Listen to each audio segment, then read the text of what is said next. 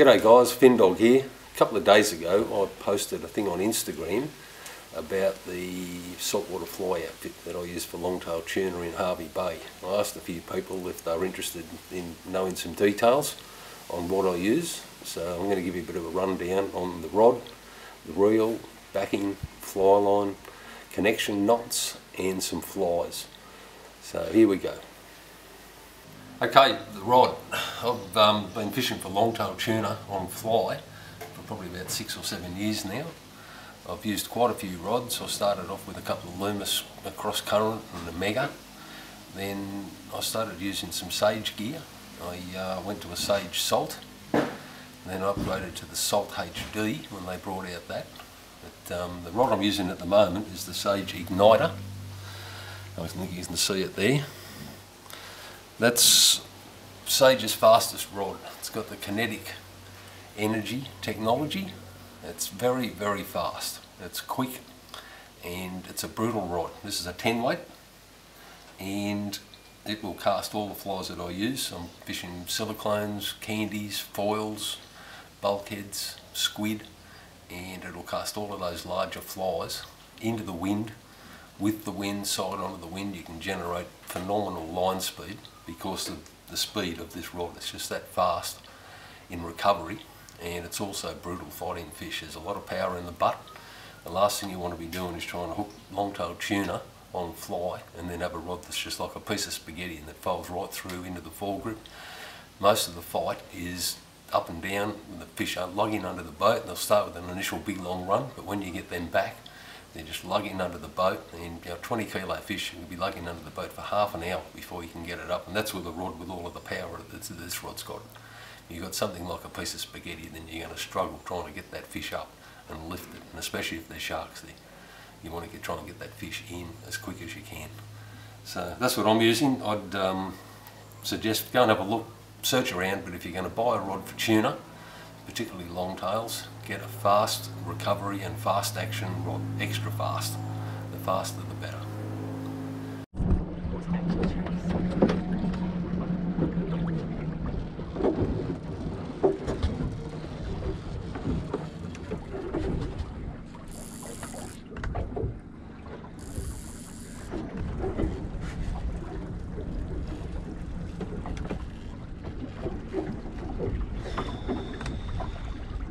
Alright, next component and part of the equation is fly reel. Now, there's a heap of fly reels around that you'll catch longtail tuna on. I'm not saying any of them are much better than others. You've got your T-balls, your A-balls with cork drags. I like seal drags, and the reel I'm using at the moment is a Harfin LR 120 or 110 wide. That's it there. It's 110 millimetres or 11 centimetres diameter, which is about 4.3 inches. Made in Australia, in Victoria, by a really nice guy, Ash. Seal drag, 316 stainless steel main shaft. The drag is stacked rule-on and 316 washers. Very smooth, heap of drag power there. You can virtually lock this thing up. And, which is important when you've got fish that are taking 200 to 300 metre first run for big longtails. These are all anodised in-house. He does a complete range of colours, the colour combinations, and what he puts together. He even does some engraving. That's a beautiful reel. That's I've fished a lot of reels, and this would have to be the best or one of the best that I've used. An aluminium handle, counterweight. Absolutely beautiful piece of machinery, and that's caught a heap of fish, and it'll be probably handed down to my kids, I would think, when I'm gone. It's going to last a lifetime. Yeah, the bait's only tiny. I'm not, I don't know. Yeah.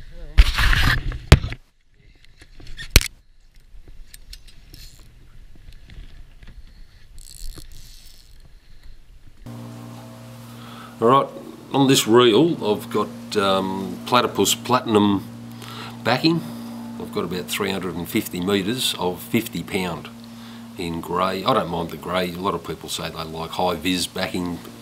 it doesn't really worry me. I know where the fish is most of the time, and you know how far it is out by how much backing you've got left on the reel, and you've only got to look at the direction of where your line's going to see where it is. So I don't particularly advocate high-vis backing so that you can keep an eye on where the fish is. You should know where that fish is while you're fighting it. You can see it on there, but yeah, there's about 350 metres on there. It was a 500 metre spool, and there's a little bit left over. Now the connection knot, that's hollow mono braid that I'm using there. You can see how that'll open up. It's not real easy to get. You've got to try and get it from overseas. There's not a lot of places in Australia that sell this. I wish there was. I was lucky that a guy gave me about 5 metres of this, and I've put this on all of my reels. I've got, that goes straight into there, and your backing goes up inside here, wraps around there about half a dozen times and pulls in tight to hold it in place, and then that is just a loop of the braid, the monocord. You can see how easy that just comes off there. Just swap your fly lines over if you need to. It's big enough diameter, it won't cut into the core of your fly line. That's the best system that I've found. I've tried quite a few. And I was using Dacron at one stage there for a few years. That's the one that I'm using. Right, now the fly line. That's a Rio outbound short. The Rio lines, most of them come with a loop. They've already got a factory welded loop in there that I like. So if you're having to fiddle around trying to do one yourself, or use nail knots, or put braided leaders and little loops on the end. That's got a 30-foot head, intermediate, and then 70 feet of floating running line. This is the running line here. It's a bit coloured up because of the grey backing on the reel. It's white. There's 70 feet of floating running line there. It's nice and thin. Doesn't tangle too bad.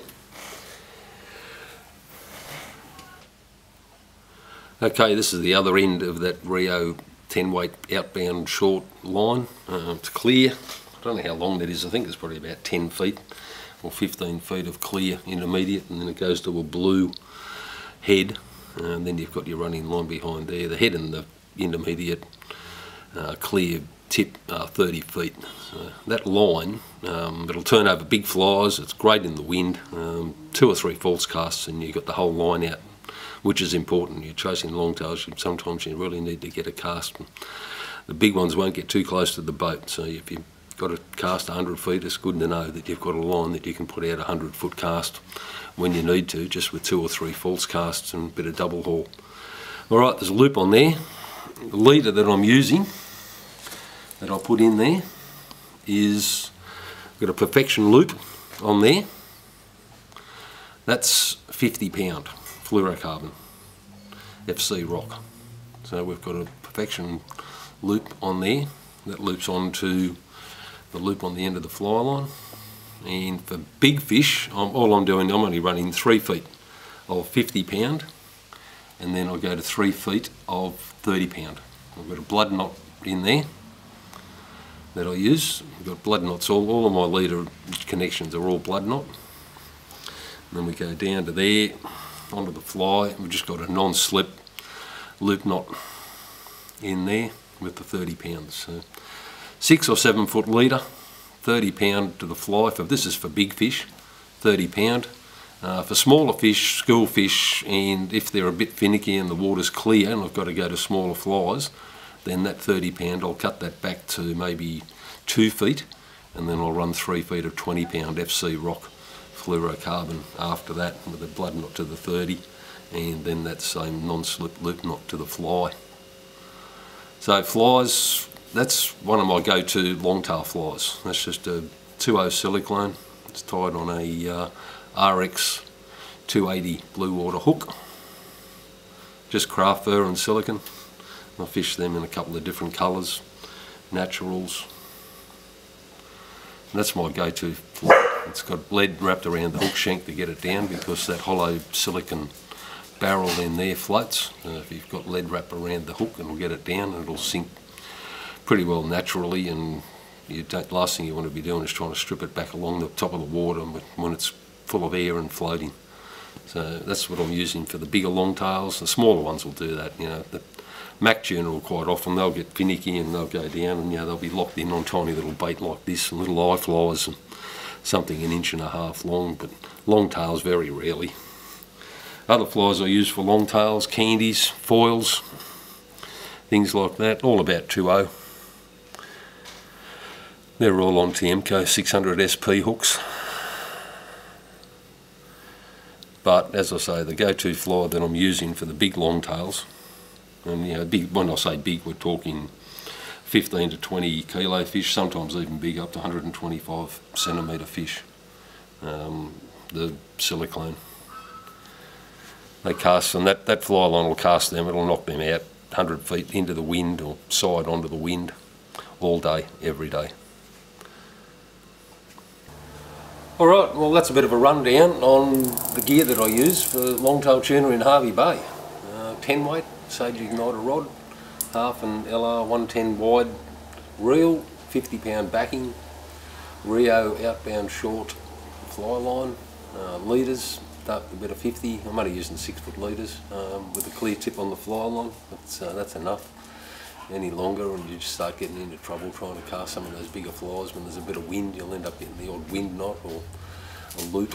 I like the shorter leader, especially when you've got that clear and immediate tip on the fly line. That'll keep your fly line far enough away from fish. But, yeah, anyway, I hope everyone got something out of that. And if you've got questions, all you got to do is just put it on Instagram, and I'm happy to answer questions about whatever tackle you're using for tuna. Alright, see you guys, thank you.